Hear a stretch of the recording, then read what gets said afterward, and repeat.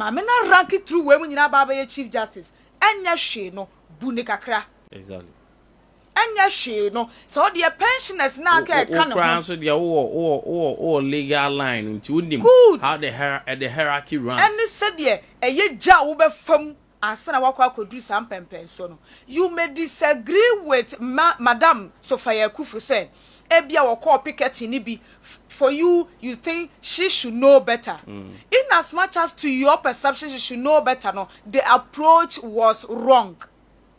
Don't describe her with certain words be she's not all knowing. Madam Sophia Kufu is not all knowing. If you think Senka say or know beyond the old Jana, the approach was wrong. Do not use tweet to describe her with certain words be. Wait. Oh, so to me this oh, me penny for me kokra for me ma me no me na no mo fa no mo a mo ko picketing. To me Gabby Otchere Darko, ebia de wo ho nie. Na omukura betumi akokan oh obia.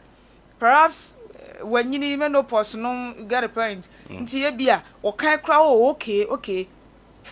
But so be you so worse bi no mo dia describe na mana kwa akoye say sebi na nanom animu a onimu de oye. A whole former judge, a whole former chief justice, onimu de oye. Telling her she should know better. Oh, come on. Excuse me.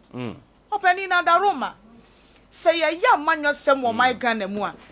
Ya ma ye kasa honte. Ye nyo buonia ni die mfa mampenin for. So wonu obi nya adwen a.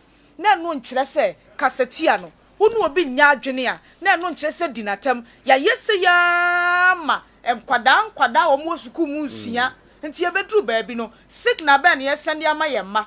Akwada ketuwa be 10 for 15 years. Obie na no atem obedie. Because we see free penny bi was a penny di atemo a eye normal. Me susu so man penny akufo do frɛ Gabby. One in trance my brother, please you are going too far. Leave my boy honorable Kenoforiata to work for me when your minister.